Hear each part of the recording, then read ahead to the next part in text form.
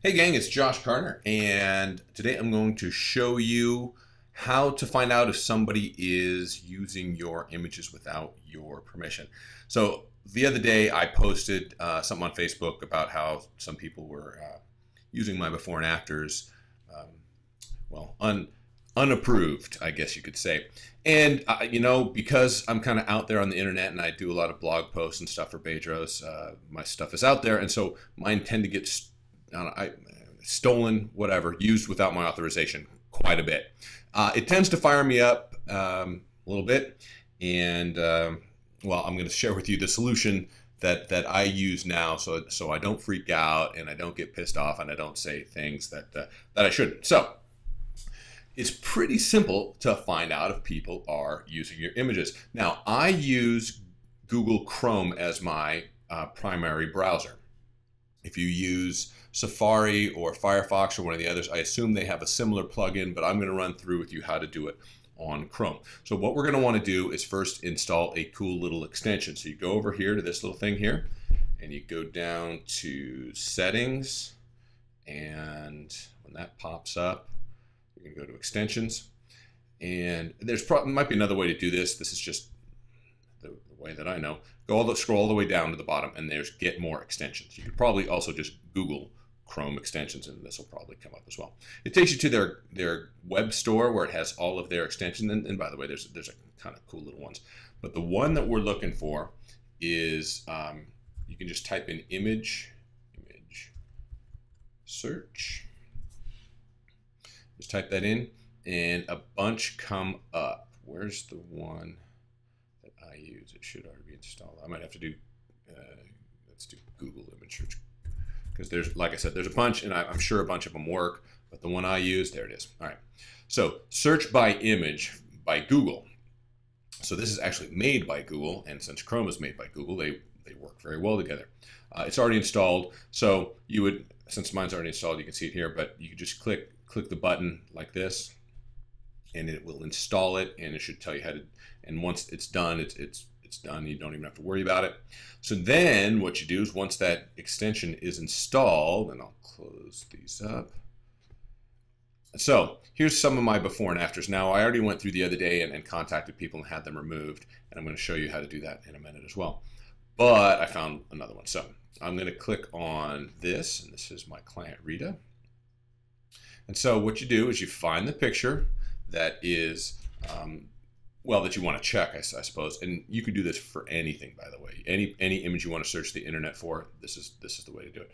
So then you right-click, or I do a two-finger click on, I'm on a Mac here, and I scroll down, and there it is. Search Google for this image.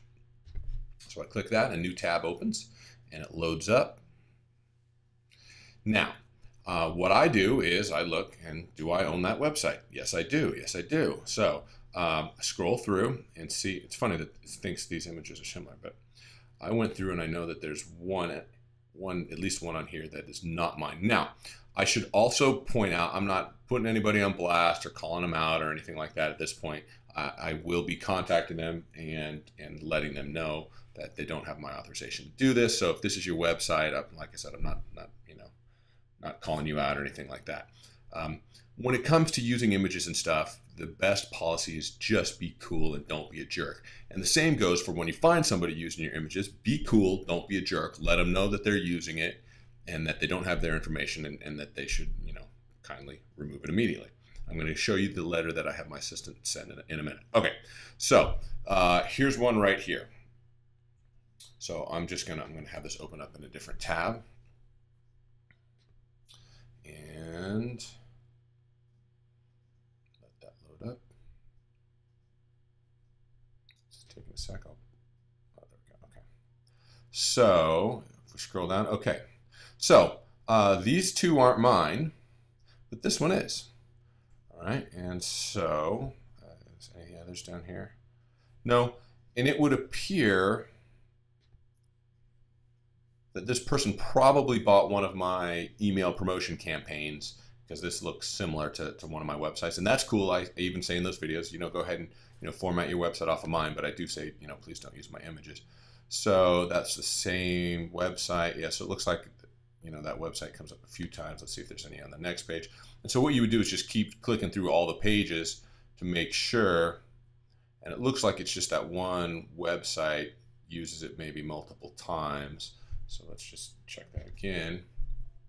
Open up in a new tab. And it looks like just a different promotion probably. Yeah, so it's the same picture there. All right, so it is what it is. We found how to do it. It's, you know, a simple right click, and you can do that on any image, which is also a good way, you know, if you want to, you know, so long as it's not copyright or anything like that, if you wanted to share, oh, yeah, that's a friend of mine made this new thing for me, new cover photo.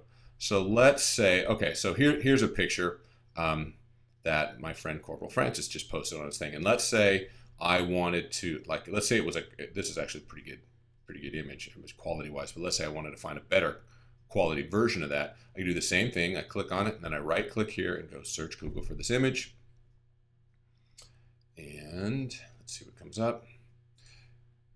And so it says here, and so I can click all sizes. And so there it is in blue. 900 by 900. So it's a potentially a higher quality version of that particular image if I wanted to share an internet meme or something like that. All right, that makes sense. Okay, let's go back to the you know, people using your stuff without permission. All right, so I find the person who's using my stuff, and you can do the same.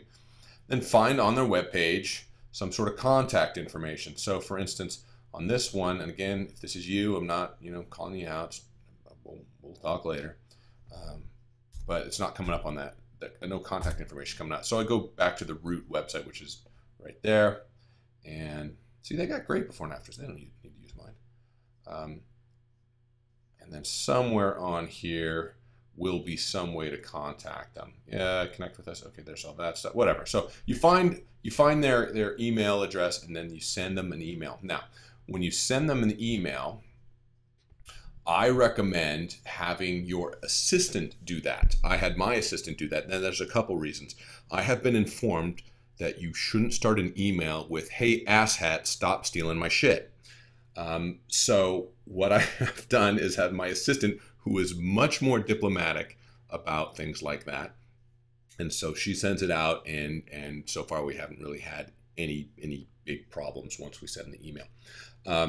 Be diplomatic, and like I said earlier, just be cool, don't be a jerk, and just politely send them something. So what I'll have it on this page here somewhere, but it's an email like this. It's come to our attention that your website is utilizing before and after photos of our clients at Carter Fitness. Said pictures may be seen here, and you put the URL in here. Obviously, you put, if it's somebody stealing, you know, misusing an article or images or whatever it is, you just change that there.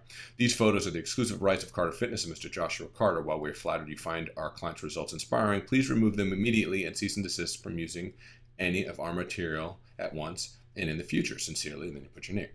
Again, I recommend having your assistant do that, because it kind of makes it more like you are the authority, one, and that you know, and you should be outsourcing this stuff and have somebody else, you know, kind of deal with the copyright protection of your materials.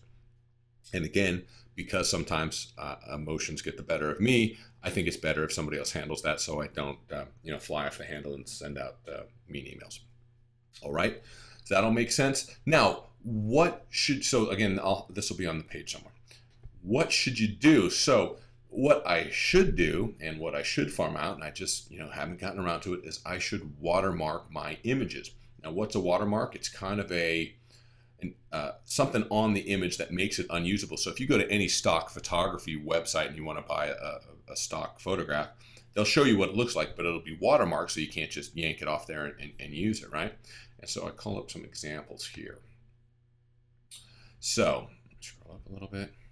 So this is it. So see how it kind of says preview like that? That's a watermark. And so what I should do, and what I will do eventually, and I will outsource it, use Odesk or Elance or something, is probably just get my logo, have it created, you know, do something like that, and then put my logo right over the top. Now, it's a double-edged sword for me. Visually, I hate watermarks because they're freaking ugly and they're distracting, right? But it's a way to protect your property, your images. I worked hard with my clients to create these before and after results, and I like to get credit for that, of course. So I will probably, and the problem with the watermark is if I just watermark it down in the corner, well, that doesn't do it good because more unscrupulous people will just crop that out and you lose the watermark. So unfortunately, you got to put it in a big place. It is what it is. Watermarking is not technically difficult, and again, if you just outsource it to Odesk or something, they can, you just send them all the photographs and send them your logo or whatever it is and say, please watermark these for me. You give them 10, 15, 20 bucks, say, please watermark these, however many photos you have, and send them back. A proficient Photoshop person can knock that out in, 10 minutes. It's really not that difficult. And then you just, re-upload them to your website or wherever they are, and that way you don't have to worry about it anymore. So there you go. That is how to find out if somebody's using it. You just use a plugin similar to the one I did, which is a Google search image. And again, it's in any browser that you want to do. You right click, you do search Google for this image, you find anybody that's using your stuff without permission, and have your assistant send them an email. Again, I'll have that should be on the page somewhere. And that generally should do it. If it goes beyond that, if it becomes an issue, you can, there's legal ways, but I'm telling you, 99.9% of the cases, whoever's doing it without permission will just take it down. Sometimes they send you an email saying, hey, sorry about that. Sometimes they send you an email being a jerk, and but which does happen to me too. But anyway, most of the time it'll take care of it. You shouldn't have to take legal actions to have somebody remove your stuff. That's it. I hope that was helpful for you guys. Leave any questions or comments you have below. Talk to you later.